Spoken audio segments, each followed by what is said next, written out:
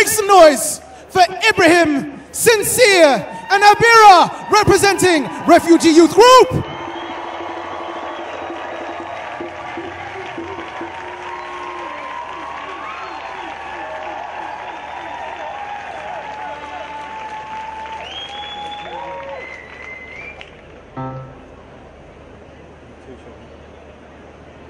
Times have changed.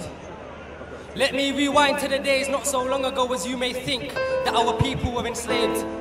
And I can bet that you just visualize the black and white image with a ship full of Africans in chains, but it's not always that is the case. I could have been speaking of today, but we'll come back to that. For now, let's go to that place where a long-lived nightmare was a reality we like to ignore, where the black man was an asset to the white and nothing higher or more, with a past and a back full of gore, 300 years of a Holocaust. And this isn't a time for you to cry and mourn.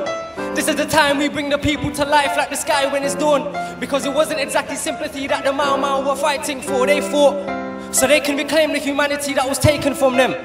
How can you call men violent animals after instilling your hatred in them? Put them in cages explaining that they are lower forms of the Homo sapien. So justified your oppressive relations to them with the thought that the whiter the skin, the higher the status of men. So now we hate to be reminded of our blackness every time we take a look at our faces again. Being lighter is nicer. It's the thing we seem to accept. But again, I seem to be skipping ahead.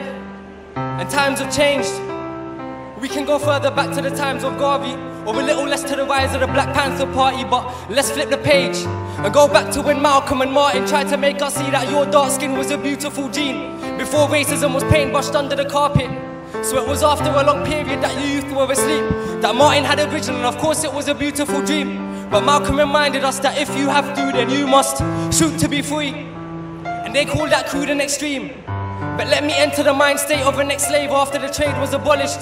A sign that says no niggers or dogs are a thing very usual to see.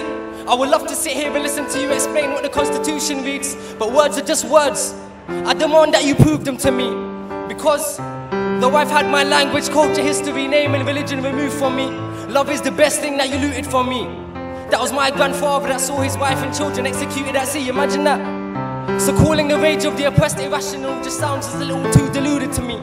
For how can they expect colourful fruits and leaves once they've already damaged the roots of the tree? So Malcolm wanted you to perceive that your mind is your greatest weapon, and you have the pistol aimed at the chains of your cuffs, so you must shoot to be free. But have times changed? And listen attentively to what I'm about to say. What you see on the surface may have a new face, but deep down underneath the sugar coating, the bitter taste of reality is still the same. We give our freedom fighters black and brown fingers that inspired an uprising and illustrious status in our time. But in our time, nobody wants to actually discuss race. And when we do, and we challenge those racial perceptions hidden away, they say that we segregate, and our claims cause distasteful discrepancies. If we were to say that history and the foundations of capitalism have left such a legacy that every single one of us still suffer from white supremacy. And that's an uncomfortable term, isn't it? It all gets a bit uncomfortable when we start to discuss white privilege. And don't get it twisted, my comparatively lighter skin tone means I also acknowledge my privilege. Like I'm somehow less animalistic than those darker than me. And partly, it comes with the idea that the whiter the skin, the more morally supreme. See, I just want you to open your subconscious and question what you really believe. How else can we really be free? And why am I more likely to go inside? Is it that the jury would be more inclined to look for my good intent and innocence if I was white? And I need to be taught through punishment because I'm not so civilized. See, I can empathize with being more able to relate to your own. You can argue, it's only natural, I know. It's just certain views many members of the population hold. You think the immigrated should go. Ignorance has clearly taken a hold when you forget the oppressive ways this nation had grown. Who were enslaved and taken from home, and whose government has always sent troops to a foreign land to draw new borders, set its own rules whilst taking a goal. You call that the victim card, I call speaking the truth the ruins where the resistance sparks. Cause we fought wars in our minds before they lit up the dark, before our ideas exploded and the shrapnel split us in half. Man down, I took a hit to the heart. They were shooting at me, I tried to shoot to be free. Man down, I need a lift to Allah. Cause times ain't changed. Hear it from an African, Asian, Muslim, trust me, I can relate. I could have been just another kid from the estate. Slave to the system, instilled with hate, and we tried our hardest not to be filled with pain. Though certain teachers couldn't see past race, the most police couldn't see past the criminal they subconsciously see in our face.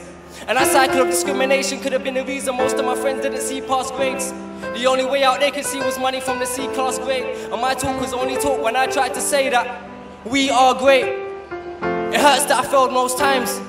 I knew they were good-hearted, so I hope they ain't never change inside. Cause I knew Allah had the key to the jail in our minds. But social conditioning had them destined to fail in our eyes.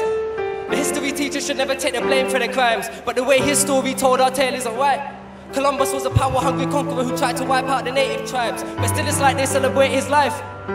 So where's the change in times? The United States claim to be humanitarians of the greatest type. But they go to our lands and they take what they like. We got a black hawk down with a snake inside. And kids playing on sight. Still I owe the world to the teachers that gave me the time. And to my parents for showing me the way to the light. That I will be a slave to none but he who created I. Everybody has their own story and that's a taste of mine. I believe we can find peace and fight for it at the same time. So in the name of every struggle ever faced in our lives, by any means necessary, we will race to our freedom in these racist times. On behalf of myself, Ibrahim Sincere and Refugee Youth, thank you very much.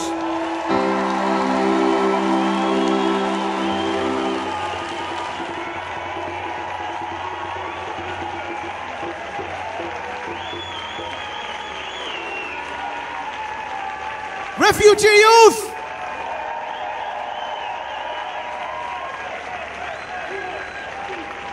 And I can tell you now, if you had any sense of the spirit that was coming through the words that they were sharing, I'm telling you, I've spoken to those guys beyond this stage and they are beautiful, beautiful people. One more time, some noise for Refugee Youth, please.